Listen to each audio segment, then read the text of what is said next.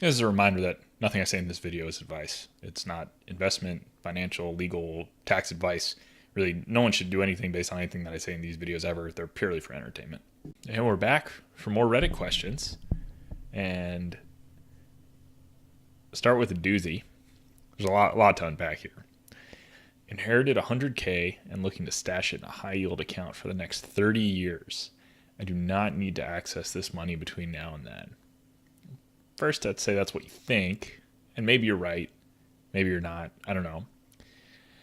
I was recommended to check out a Vanguard Target fund because their fees are relatively low. Yep. I'm just having a hard time finding anyone helpful from that company to help me make a selection. I took a preference quiz and it recommended I look for a mixture with 70% stock and 30% bond. I just have no idea how risky these are and what sort of growth I could anticipate. Ideally, I could grow this 100K into $1 million, but I don't even know if that's possible unless you have Warren Buffett managing the fund. You wrote Warren Buffet instead of Buffett. There's two T's in Buffett. I have no desire to pick stocks, and I'm looking for the option where there is no risk of losing everything. But in the long term, I would like to at least triple the money. Am I being silly? Does this exist? All right. So like I said, there's a lot to unpack here. You start off, your title is looking to stash it in a high yield account. So high yield can mean two things. When you're talking about checking and savings, you can have a high yield checking or savings account, which today would pay you like 2% a year, which would like just about double over 30 years probably. So that's probably not going to get you where you want to be return wise, but it would be extremely safe. High yield is also something that people use when they're talking about, I want it to be give me lots of returns. I want it to be high yielding. That's a very different thing and much riskier. And anytime you say, I don't want there to be any risk of losing anything, that's losing everything. You said. There's always some theoretical risk you lose everything, but if you just invested into like Vanguard's 70%, 30% split, really that'd be a apocalyptic scenario if that were to go to zero in the meantime. So let's just back up a little bit and talk about what kind of rate of return you would need to, to triple it wouldn't be that hard. But let's say you wanted it to become $1 million. So if you wanted to, over 30 years, double the money every 10 years, you'd have to get about 7% a year. That would have to be a fairly aggressive allocation to get 7% a year. You'd want it, 70% stock, 30% bond might get you there. It might even need to be on the more aggressive side of that. So a lot of volatility. So you said, I just have no idea how risky these are.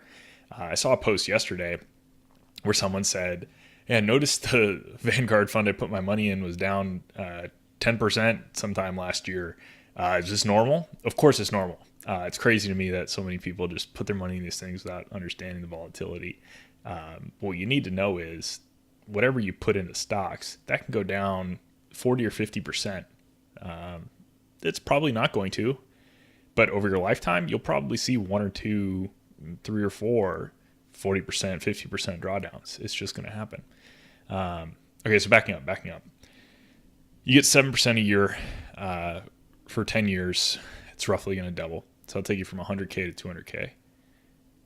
Going from year 10 to year 20, that'll take you from 200K to 400K. Now I'm ignoring taxes, so this would have to be 7% after tax, whatever. That's your problem to figure out. And then from 20 to 30, you go from 400K to 800K. So that's pretty close. So you're going to get pretty close to $1 million if you're getting a little bit over 7%. That would be a really good return. I mean, you should look back if you get 7-8%, you should be really happy. I'd say that would be a really good outcome. And probably wouldn't expect it if you're in 50, 60, maybe not even with 70% stocks. I mean, that's a pretty aggressive outlook. And certainly, I don't think there's much real risk of you losing everything. Like I said, for all of the stocks to be worth nothing. We're talking pretty apocalyptic, or I don't know, greatly forward China or USSR, like something crazy. But there are going to be a few times in those 30 years where you feel like it is possible that you will lose it all. It's going to go down 40%, and you're going to look at it and say, well, maybe it's just going to go down another 40 from here and another 40 from there, and when's it going to stop, and freak out.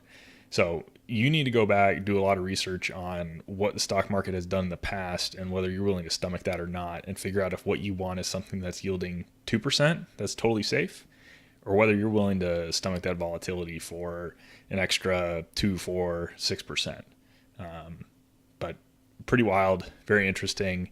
I don't think the first comment here says Vanguard retirement 2050.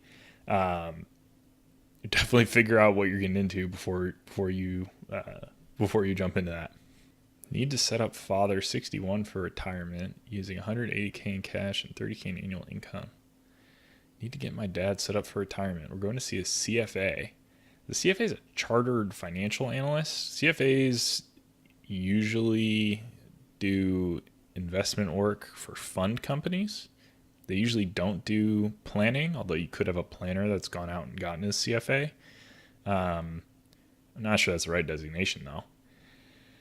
I wanted to get some information going into the meeting.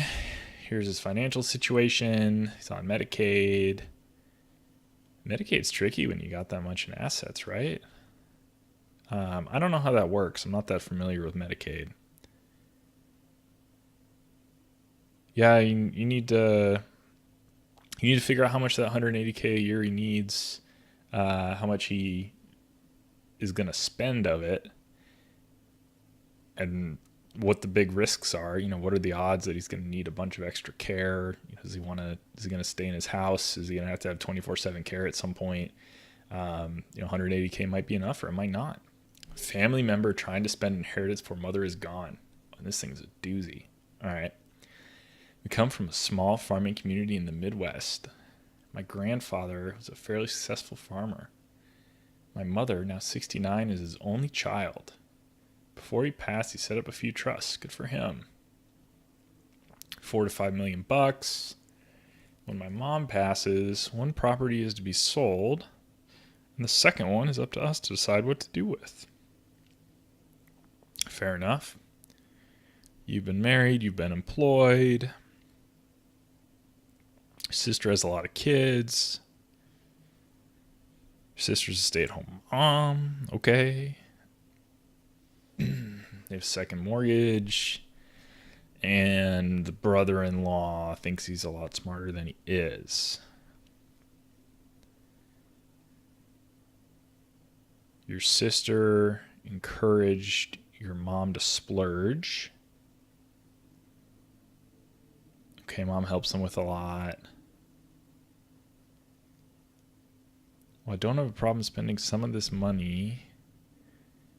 A latest wrinkle has concerned. Your mom's health is beginning to fail. Mother values her independence. Okay. I'll scroll down.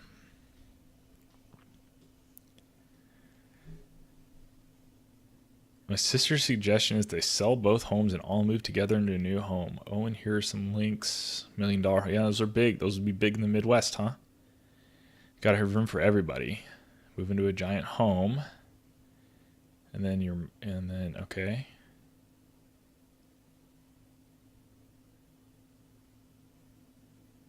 Huh. That's very interesting. I mean, what's going to happen to your mom's assets? Does she have anything outside of these assets that we were talking about, the $4 to $5 million? I mean, is that what they're going to buy this $1 million home with? And then what happens? Who gets that when she dies? Do you guys just split it?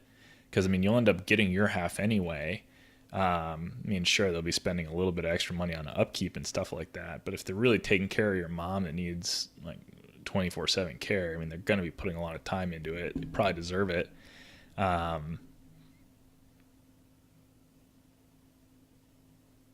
I mean, it doesn't sound like it doesn't sound like they're spending the whole. I mean, they're buying a house with it. They're not really spending it. And she's already helped you a lot. And the sister is a lot worse off. A lot of people like to give the kid that's worse off more money. They feel like that's what's fair. Um, yeah. I'm not sure I'm seeing it your way. I mean, if the sister's gonna take care of mom, and if she's not, I don't see how she's gonna end up with like all of this $1 million house. I mean, you're still gonna split it 50-50 when she dies, presumably. Then I'm not really seeing the issue. Um, yeah, yeah, that's a tricky situation though. Wouldn't want to be there. 42 and renting. Should I save for a first house? I figured you'd be in California. 42, 90K salary, you got $1,000 of cash, and 18.5 of retirement savings. Is that total, or is that each year? And you have 15K of debt. Is that a car? At this point, would it make sense to try and save for a 20% down payment on a house? Or should I continue putting away as much as possible? I live in San Francisco, so buying here is out of the question. Yeah, San Francisco is expensive. I'm planning to relocate somewhere that averages 200K to 300K in home prices. Well, I mean, it depends what that debt is, but unless it's like basically free, like 0%, you should pay that down. And then yeah, you should stack up some cash for a down payment. Usually a house is a pretty decent investment in the places where they only cost a couple $100,000. It's basically impossible to know if buying a house is going to work out better than retirement savings. I mean, you should definitely be like, if your work has a match on what you put in your 401k, you should be getting that. But otherwise, it's hard to say like, no, you shouldn't be saving for a down payment. You should be maxing out retirement savings, assuming that you want to own a house at the point you retire. That seems very reasonable. But you got to get rid of that debt. I mean, you're a little behind the eight ball, to be frank. Having only 1/5 of your salary saved by the time you're 42 and having 15K of debt, you got some work to do. Oh, another house question. Trying to save for a house. Am I doing this right? Also, I get like Ashley Madison advertisements to the right. You can't see them, but to the right of this. Do they know that? Do they know I'm married? Am I targeted? Hello, I'm working my first job out of college. 25, single, and making 50K a year. Currently have no debt. Trying to save as much as I can. I would like to buy a house. I'm in Seattle. Housing's a little expensive in Seattle on 50K. My current financial breakdown is roughly as follows. $620 a rent. Wow. You have a roommate? That's incredible. That's really good. Food and utilities, $300. Reasonable. 10% into the 401k. Nice job. 15% goes into the ESPP. Nice. That seems like a good plan. There's lots of ways to play the ESPP thing, but your plan seems good. Put about 1K a month into my Vanguard account. Nice. 10% goes into total bond. The rest goes into total stock. Seems reasonable. The rest I use for fun things. Now they seem pretty reasonable. I mean, really, to save up for a down payment, I think you're going to have to start making a lot more money. Although, I mean, the 1K a month is going to add up. So, yeah, you'll get there, but it all seems pretty reasonable. I think, yeah, when you get raises, what's going to be really important is if you start spending it all or if you start saving it all. Should I continue to max out? I think you mean max out my Roth IRA at the expense of my cash savings. How much cash should you have on hand? Would it be smart to continue maxing out the Roth IRA at the expense of dipping into your cash savings? Due to an unavoidable change in living situations, my expenses have drastically increased. Should I stop maxing out my IRA and only contribute the matching of 5%? You get a match in your IRA? Where do you get a match in your IRA from? Okay, first question. Do you mean your 401k?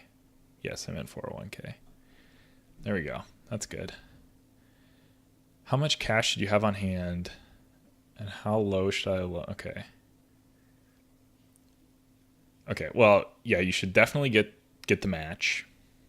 I think probably everyone should take an object lesson about how confused everyone is about Roth IRA versus 401k. And man, cash reserves are a tough one, especially when you're young, especially if you don't have like any other debt and you got a bunch of credit that you could theoretically pull on if you needed it, especially if you have a bunch of other saving. If we were talking about a Roth IRA here, if you've had it open for 5 years, you could take out what you put in penalty free. Not that you'd want to. I mean, that's sort of the opposite of making a contribution, but you could. So there's not really a downside to making the contribution. For me, I would want at least a month or a month and a half of expenses in cash. Any less than that, I just wouldn't make the IRA contribution personally. But if someone said, "Hey, I need to have 4 or 5 months to feel comfortable," I wouldn't say they're wrong. So it's sort of a personal question about how comfortable you are and what the options would be to get it out. But you should probably get the match, and then if it's only a temporary thing, you don't need to max it out every year. And I mean, if you're saying, if you didn't mean Roth IRA up here, if you meant 401k and you were putting in $18,000 or $19,000 a year, yeah, you can tone that down and make sure you're comfortable cash wise. That makes perfect sense.